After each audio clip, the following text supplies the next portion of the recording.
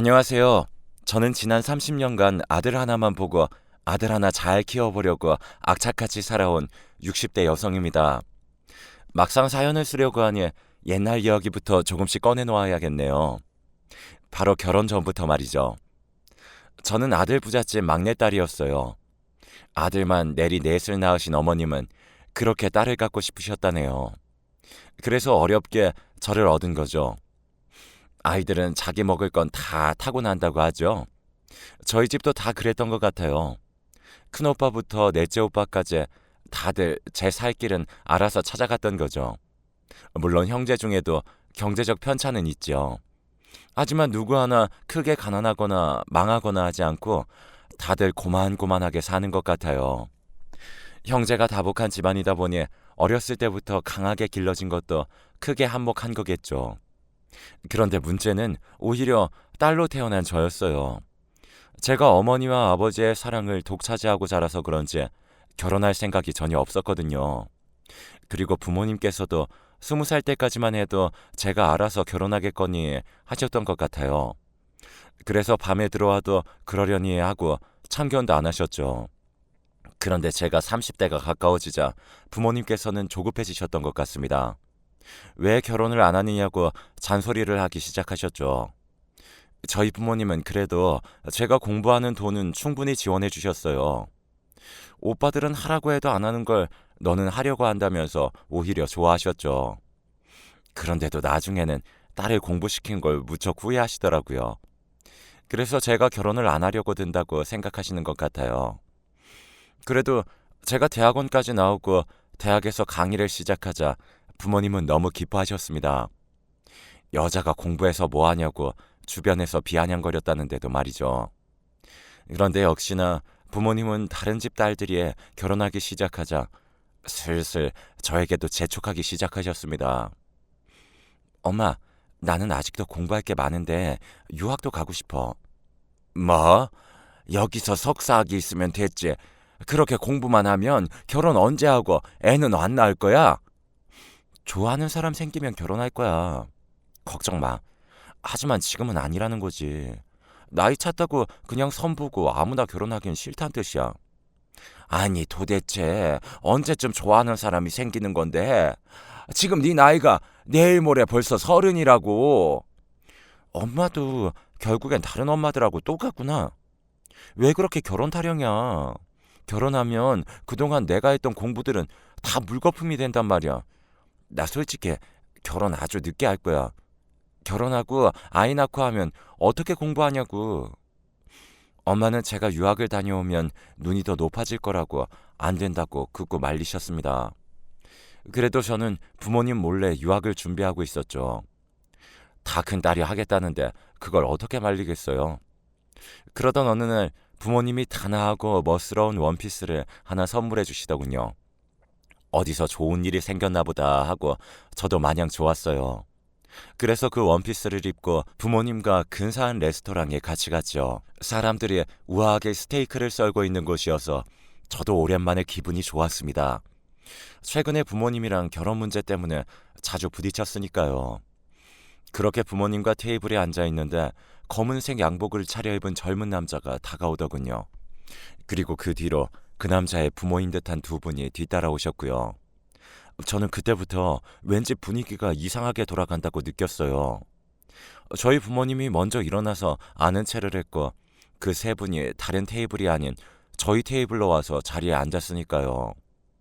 정말 부모님이 이렇게까지 저를 속이고 선자리를 만들었다고 생각하니 가만히 있을 수가 없었습니다. 그런데도 부모님 체면이라는 게 있으니까 그 자리에서 박차고 일어나서 나갈 수도 없었죠. 잠시 후 양가 부모님이 다 나가고 나면 그때 정중하게 남자분에게 사과해야겠다고만 생각했습니다. 그렇게 양가 부모님은 지루하게 자신의 딸과 아들에 대해서 이런저런 얘기를 나눴어요. 듣다 보니 그 집안은 사업을 하는 집안이었고 저처럼 많이 공부한 며느리를 얻고 싶어하는 눈치였어요. 시어머니도 시아버지도 그리고 제 앞에 앉아있는 남자도 계속 돈 얘기밖에 안 했어요. 초등학교 선생님이셨던 아버지의 표정도 슬슬 나빠지는 것 같았고요. 그래도 사업은 엄청 잘 되는 것 같더군요. 그렇게 시간이 지나고 양가 부모님은 자리를 피해 주셨습니다. 그러자 저는 그제야 살 것 같더군요. 물을 벌컥벌컥 마시고는 크게 숨을 몰아쉬었습니다. 그 남자와 살면 숨이 막힐지도 모르겠다는 생각이 들어서 그 자리에 앉아 있을 수가 없었으니까요. 죄송하지만 저는 결혼할 마음이 없어요. 먼저 자리에서 일어나겠습니다. 저는 남자에게 미안하다고 사과하면서 의자에서 일어섰습니다. 그런데 그 남자가 제 손목을 붙잡더군요. 저도 마찬가지입니다. 그런데 저희가 바로 여기서 일어나 버리면 부모님들이 속상해 하실 테니 그래도 식사나 하고 집에 들어가시죠. 그러고 보니 남자도 아까까지도 지루했던 표정이었던 것 같았어요. 저처럼 억지로 참고 있었던 거예요. 그리고 생각해보면 그의 말도 틀린 말이 아니었죠. 그냥 식사나 하고 가면 되는데 말이죠. 그렇게 둘이서 식사를 하게 됐죠. 그 사람도 저와 비슷한 처지였다고 생각하니 갑자기 동지애가 생기더군요. 결혼할 생각이 없는데 억지로 나온 것 같아서 괜히 안쓰럽기도 했고요. 그는 아버지의 사업을 물려받아서 꽤나 높은 자리에 있었어요. 늘 피곤해서 집에 가서는 골아 떨어진다고 하더군요. 학교에서도 그렇게 공부를 안 했는데 아버지 밑에서 늘 긴장해 있다면서요. 시간도 없는데 어떻게 연애를 할 수 있었겠느냐고 하소연도 했죠. 저는 그의 이야기를 군소리 없이 들어주었습니다. 저마다 사연이 있으니까 이해가 되더군요. 그렇게 한참을 듣고 있는데 그 남자가 제게 이상한 제안을 하더군요. 아니, 재밌기도 했어요. 우리 이렇게 계속 만납시다. 식사도 하고 차도 마셔요. 그래야 그쪽에서도 결혼하려고 노력하는 것처럼 보일 테고 저도 이런 시간이 있어야 집에 늦게 들어가도 숨통도 트이고요. 어때요? 그냥 만나는 척만 하다가 가요.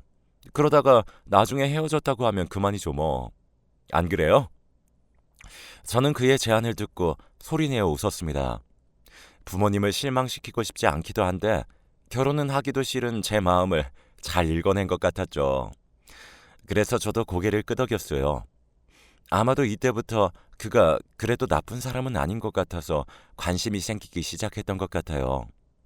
그리고 역시나 그의 의도는 적중했어요. 양가 부모님들은 저희가 만나면 만날수록 좋아하셨고 결혼 스트레스에서 벗어날 수 있었으니까요. 정작 문제는 저희 둘에게서 나타났던 것 같아요. 사귀는 것도 아닌데 점점 둘 사이가 가까워지고 있었으니까요. 자주 만나야 하니까 자주 연락을 하게 됐고 그 과정에서 알게 모르게 감정이 싹트기 시작했던 것 같아요. 다행히 좋은 쪽이었죠. 그렇게 저희는 자연스럽게 결혼을 하긴 했어요. 양가 부모님도 만족스럽고 저희도 만족스러운 그런 결혼을 말이죠. 그런데 결혼한 지 2년이 다 되어가도 아이가 생기지 않자 점점 둘 사이는 멀어지기 시작했어요. 양가 부모님은 아이를 원하셨는데 아무래도 이렇게도 아이가 생기지 않더군요. 시어머니의 대접이 그때부터 많이 달라지기 시작한 것 같아요. 저를 마치 애 낳으려고 결혼시킨 여자 같았으니까요. 아니, 이렇게 아이가 안 생기면 어쩌냐. 강의도 그만 나가거라. 내가 지금까지 해다 바친 한약이 얼만데도 안 생기냐고. 네? 어머님, 강의를 그만두라뇨. 그건 안 돼요. 아니, 왜? 그래야 아이도 들어선다니까. 지금도 늦은 나이인데. 근데 말이다. 혹시 몸에 문제가 있는데 우리 아들하고 결혼한 건 아니지? 어머니, 저희도 노력하고 있어요. 이렇게 재촉한다고 해서 해결되는 게 아니잖아요. 아니, 너는 시어머님 말에 왜 이렇게 꼬박꼬박 말대답이야? 어? 그래, 너 많이 배우고 잘났다 그거야? 시어머니를 지금 가르치려고 드는 거야? 시간 강사 주제에 교수님 해주니까 우리 머리 꼭대기에서 놀려고 하다니. 저는 그날 시어머니와 처음으로 말다툼을 크게 하고 말았습니다. 정말 너무한다고 생각했어요. 결혼 때문에 유학도 포기했는데 학교 강의 나가는 것도 그만하라니 말이죠. 처음에는 교수 며느리 뒀다고 그렇게 좋아하셨으면서요. 그날 저는 시어머니가 너무하신 것 같다고 남편과 얘기를 했어요. 강의는 그만둘 수 없으니 중간에서 시어머니한테 말을 잘 해달라고 말했죠. 그렇게 남편도 2년의 기다림에 지쳤는지 한숨을 푹푹 쉬면서 말하더군요. 어머님 말 틀린 거 하나 없어. 강의 준비하느라 당신 매일 늦게 자잖아. 그러면서 어떻게 아이를 갖는다고 그래? 나도 이젠 지쳤어. 여보, 그렇게 말하면 안 되지. 내가 밤마다 얼마나 노력했는데. 아이를 일부러 안 갖는 게 아니잖아. 됐어. 당신은 당신만 생각하잖아. 이기적이야. 공부만 하면서 무슨 우리 미래나 아이에 대해서 그렇게 진지하게 생각하지 않잖아. 남편은 큰 소리를 치면서 밖으로 나가버리더군요. 정말 기가 막혔습니다. 그렇게 그날 밤 혼자 집을 지키고 있는데 정말 눈물이 나더군요. 아이 못 낳는다고 집에서 쫓겨났다는 얘기들이 아주 먼 옛날 얘기라고 생각했는데 아니었어요. 그래서 정말 아이 때문에 이혼할 수도 있겠다는 생각이 들더군요. 그날 새벽에 남편은 술이 취해서 들어왔습니다. 시어머니 성화에 남편도 힘들었겠다 싶었어요. 그런데 이상한 향수 냄새가 났죠. 그게 사실은 매일 났던 비슷한 냄새였던 것 같아요. 솔직히 요즘 남편은 밤늦게 들어오는 날이 늘어나고 있었어요. 저는 서재에서 공부하다가 잠드는 편이었는데 남편이 안방에 없던 적도 있었죠. 그래도 저는 아무 소리 안 했어요. 시간 강사 되는 것도 어려웠지만 전임 교수가 되려면 더 많은 논문을 써야 하고 더 많은 연구를 해야 했으니까요. 그래서 남편이 조금씩 엇나가고 있다는 느낌을 받으면서도 그대로 둔 것 같아요. 잠깐 다른 여자 만나도 결국에는 다시 제자리로 돌아올 거라고 생각했으니까요. 그런데 점점 남편은 노골적으로 다른 여자가 있다는 걸 표현하기 시작한 것 같아요. 잠결에 남편은 다른 여자 이름을 말했고 그래서 더 이상은 참을 수가 없었죠. 당신 대체 어떤 여자를 만나고 다니는 거야? 내가 뭐 당신이 요즘 밤마다 서재에 틀어박혀서 하니까 술이나 마시고 있는 거지. 내가 무슨 여자가 있다고 그래? 아니야. 이거 분명 여자 향수야. 아니라고. 제발. 이젠 하다하다 의심병까지 들었어? 정말 질린다 질려. 남편은 의심병이 들었냐고 하면서 제 어깨를 툭 치더군요. 그 순간 정말 이렇게 살아야 하나 싶더군요. 남편이 중간에서 제 편을 들어주면 좋으련만 남편은 바람까지 났으니 그래서 저는 이참에 그냥 이혼하자고 남편에게 통보를 했습니다. 그리고 집 밖으로 나가버렸죠. 그렇게 택시를 타고 친정으로 들어갔어요. 엄마가 저를 보더니 그 가방은 뭐냐면서 놀라시더군요. 저는 아무 말 없이 예전에 제 방으로 들어가서 침대에 누웠습니다. 차마 엄마한테는 남편이 바람이 난 것 같다고 말을 못하겠더라고요. 너무 화가 나고 서럽고 어떻게 해야 할지 마치 바보가 된 것 같았어요. 하염없이 눈물만 났죠. 그렇게 저녁쯤 되었을 때 엄마가 밥이라도 같이 먹자고 저를 부르더군요. 밥 먹을 기분은 아니었지만 그래도 부모님이 걱정하실 것 같아서 식탁에 앉았습니다. 제가 좋아하는 생선에 고기를 잔뜩 차려 놓았더군요. 그러면서 제게 아무것도 묻지도 않고 밥을 드셨습니다. 이거 먹고 기분 풀고 얼른 들어가라. 엄마는 제가 아무 소리 안 해도 왠지 다 알고 있는 것만 같았어요. 그래서 부모는 대단한 거구나 싶었죠. 그러나 엄마한테 걱정 끼친 것 같아서 너무 죄송스러웠습니다. 그렇게 앉아서 밥을 뜨렸는데 그 순간 욱하고 구역질이 올라왔어요. 엄마는 얼굴이 많이 안 좋아 보인다면서 이마를 짚어보시더니 열이 많이 나고 있다고 하더군요. 저는 어쩔 수 없이 엄마의 손에 이끌려 가까운 병원으로 향하게 되었습니다. 그리고 저는 거기서 그토록 원하던 임신 소식을 듣게 되었습니다. 그리고 저는 너무 기뻐서 그 소식을 전해주려고 집으로 들어갔습니다. 남편이 알면 얼마나 좋아할지 생각하면서 말이죠. 이제는 시어머니의 잔소리에서도 해방이 될 것 같아서 기뻤습니다. 그런데 저는 집 안으로 들어가자마자 식탁에 놓여있는 서류를 보고 다리에 힘이 풀려버렸습니다. 여보, 이게 다 뭐야? 뭐긴, 당신이 말했잖아. 이혼하자고. 뭐? 여보, 그건 홧김에 한 말이지. 나 지금 어디 다녀온 줄 알아? 산부인과 다녀왔어. 4주 됐대. 드디어 우리에게도 아이가 찾아온 거야. 저는 남편에게 임신 소식을 전해주었습니다. 그 말을 하는데 눈물이 또르르 흘러내리더군요. 이제는 우리 싸우지 말고 잘 지내자고, 앞으로 가정에 충실하자고 그런 말들을 하면서 다시 미래 계획을 짜고 싶었습니다. 그런데 남편이 제 말에 콧방귀를 뀌더군요. 이제 와서 임신했다고 하면 누가 반길 줄 알아? 아니, 왜? 우리 결혼한 지 2년밖에 안 됐어. 됐어. 이미 늦었어. 당신이 우리 집 무시하고 어머니한테 막대한 건, 나한테 이혼하자고 말한 건 아이 생기면 다 용서되는 거야? 저는 남편의 반응에 정말 이해가 안 됐습니다. 내가 사과할게. 정말 미안해. 그 말은 홧김에 나도 모르게 한 말이야. 아니, 당신 지금까지 알게 모르게 나 무시했잖아. 내 말 틀려? 저는 남편의 말에 말문이 막히더군요. 그러더니 남편은 더 이상 저와 얘기를 하지 않고 밖으로 나가버렸습니다. 저는 남편이 나간 현관문을 보면서 한참을 가만히 멍하니 서 있었습니다. 좋아할 줄 알았는데 이게 다 무슨 상황인가 싶어서 순간적으로 머리가 하얗게 되더군요. 뭐지? 순간 남편에게 정말 여자가 있다는 불길한 느낌이 들었습니다. 그리고 그 예측은 다 맞는 것 같았습니다. 며칠 뒤 시어머니가 찾아와서 마치 기다렸다는 듯이 제게 이혼을 요구했으니까요. 그토록 아이를 원했던 건 다 거짓말이었는지 하루아침에 이렇게 달라질 수 있는 건가 싶어서 기가 막혔습니다. 그러면서도 위자료는 충분히 주겠다는 묘한 얘기까지 하더군요. 섭섭지 않게 보상해주마. 헤어져라. 네? 저 아이를 가졌다니까요? 어머님 손자요.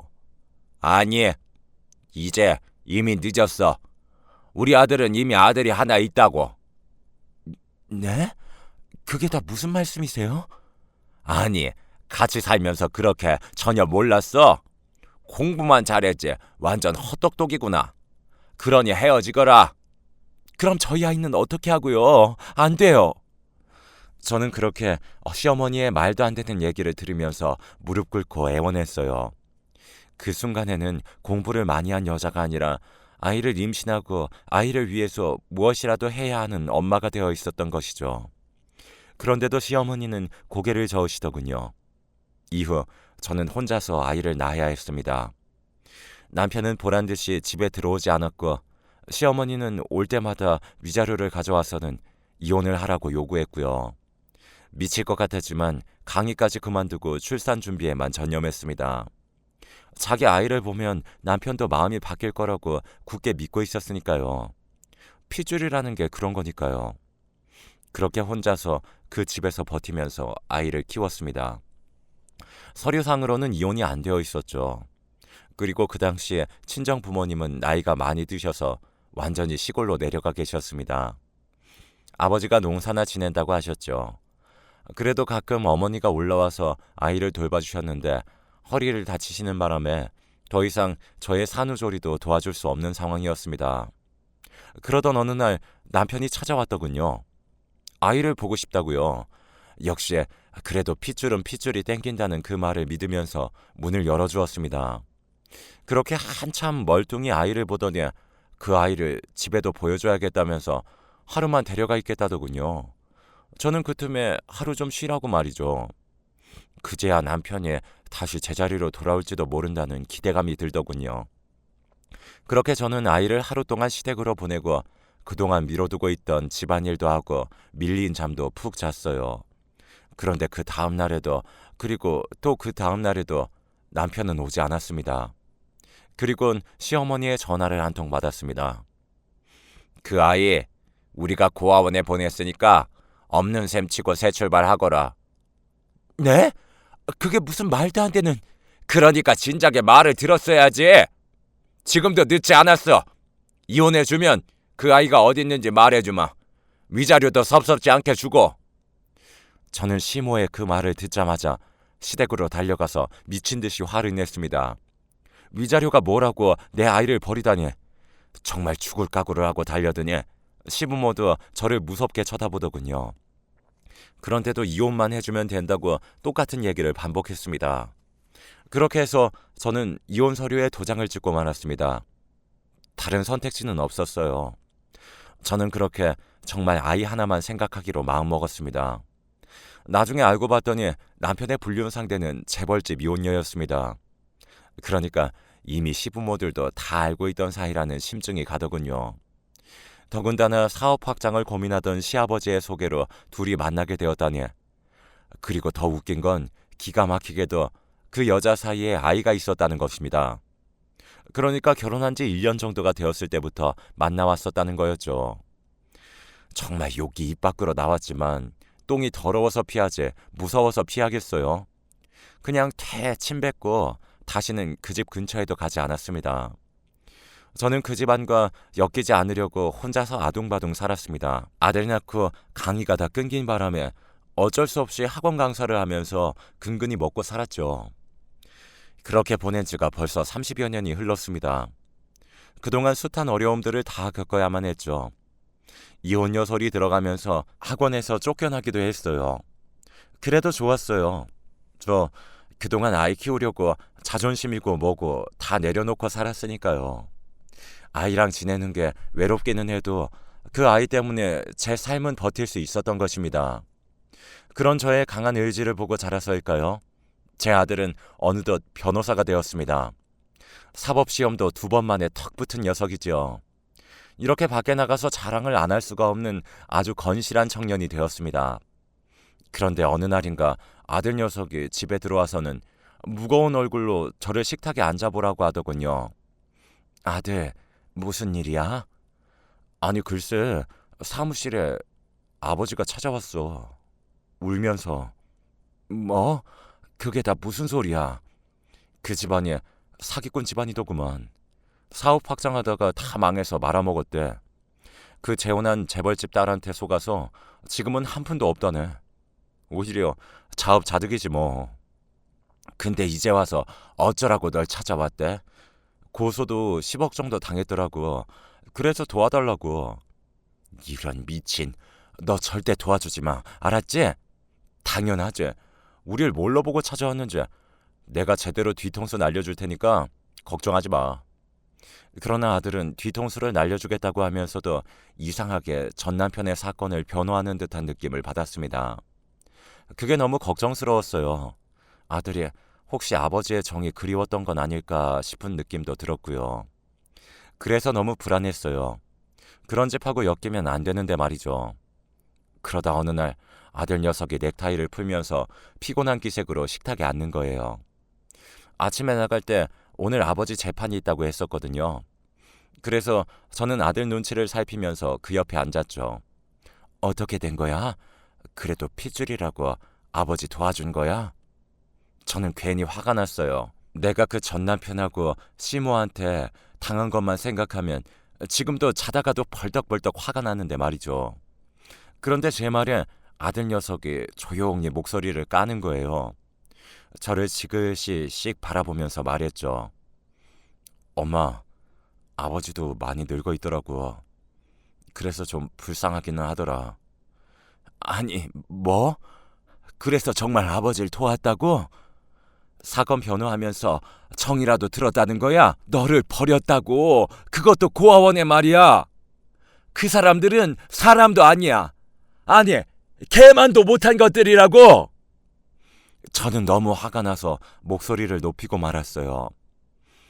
어쩜 내 뱃속에서 태어났는데 내 마음은 모르는 건지. 걱정 마 엄마. 나 아버지한테 최고형 떨어지게 검사편 들고 나왔어. 뭐? 정말? 아이고, 우리 아들 잘했어. 그런 것들은 당해도 싸. 그런데 왜 그렇게 기분이 처졌어? 아니 그냥 아버지한테 복수하려고 변호하는 척하면서 다른 증거들을 제시했거든. 그랬더니 아버지가 막 소란을 피우더라고. 그래도 나 꿋꿋하게 아버지랑 그 부인한테 최고형 떨어지게 만들었어. 잘했다, 잘했어. 뭐든 감정이 섞이면 안 되는 거야. 죄 지으면 벌을 받아야 하는 게 당연한 거고. 근데 막상 집으로 오는데 기분이 안 좋더라고. 나를 경멸하면서 쳐다보던 아버지가 미우면서도 안쓰럽기도 하고. 저는 그제야 아들의 속마음을 이해하게 됐어요. 그래도 잘했다고 다독여 주었죠. 아버지 아들도 법정에 있던데 딱 보니까 조폭 같더라고. 왜들 하나같이 못 났는지. 이 사건 보면서 아버지 집안 얘기 들어보니 가관이더라고. 어머니랑 헤어진 걸 그렇게 후회하신다고. 됐다 됐어. 30년도 다 지난 얘기. 해서 뭐해. 오늘 너무 고생 많았어. 다음에도 이렇게 아는 사람과 엮일 수 있는 사건들이 있을 텐데 그때마다 오늘을 다시 떠올리면서 마음을 다잡고 임해야 해. 안 그럼 그런 놈들한테 당하고 살게 될 테니까. 저는 그렇게 아들의 마음이 좀 더 단단해지길 바라는 마음으로 조언을 해주었답니다. 아들이 그렇게 성장해 나가는 것 같아서 한편으로는 뿌듯했죠. 하지만 마음 한켠에 비어 있었을 아버지에 대한 감정은 아직 풀어내지 못한 것 같아서 미안하기도 했습니다. 이렇게 제 얘기는 끝이 났습니다. 사연을 쓰다 보니 여러 가지 감정들이 오락가락했습니다. 그래도 그 중에서도 제일 많이 들었던 건 통쾌함이었어요.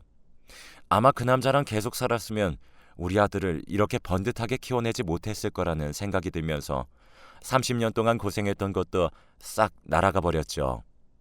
그래서 기분 좋게 지내고 있답니다.